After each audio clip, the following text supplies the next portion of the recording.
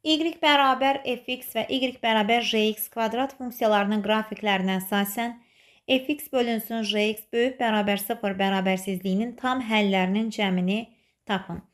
Verilmiş bərabərsizliyi qrafik əsasında intervallar üsulunun köməkliyi ilə həll edəcəyik. İlk olaraq ədəd oxu çəkirik və ədəd oxunda hər iki funksiyanın sıfırlarını qeyd edirik. Şəkildən göründüyü kimi -5 və 2 jx funksiyasının, 2 və 4 fx funksiyasının sıfırlarıdır. Hər üçünü qeyd edirik. -5, 2, 4. Bərabərsizlikdə böyük bərabər işarəsi olduğu üçün fx funksiyasının sıfırlarından yalnız 4-ün içərisi qaralanır. Məxrəci sıfıra çevirən qiymətlərin içərisi boş qalmalıdır. 2 həm də jx-in sıfır olduğu üçün içərisini boş saxlayırıq. 4-dən sağda bir qiymət götürək. Məsələn 5. 5 nöqtəsində fx funksiyasının qrafiki x oxundan yuxarıdadır. Jx funksiyasının qrafiki isə qollar sonsuz aşağı uzandığı üçün görünür ki 5 nöqtəsində x oxundan aşağıdadır.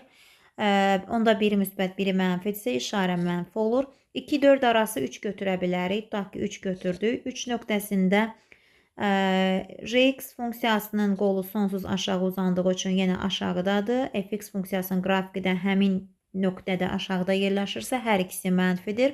Mənfi bölək mənfi bizə müsbət verir. -5, 2 arasında tutaq ki -1 götürə bilərik.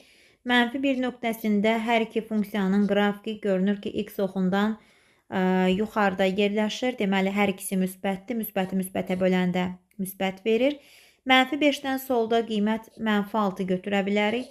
-6 nöqtəsində jx funksiyasının qolu aşağıda, fx funksiyasının isə qolu sonsuz yuxarı uzandığı üçün həmin nöqtədə x oxundan yuxarıdadır. Biri müsbət, biri mənfi olduğu üçün yekunda nisbət bizə mənfi verir.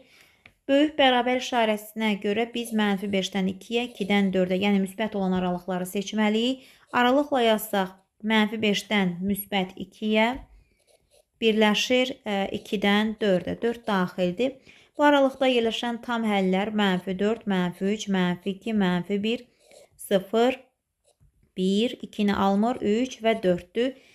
Tam həllərin cəmini istəyir. Əks ədədlərin cəminin 0 olduğunu nəzərə alsaq, cəmdə cavab alacaq -2, yəni B variantı.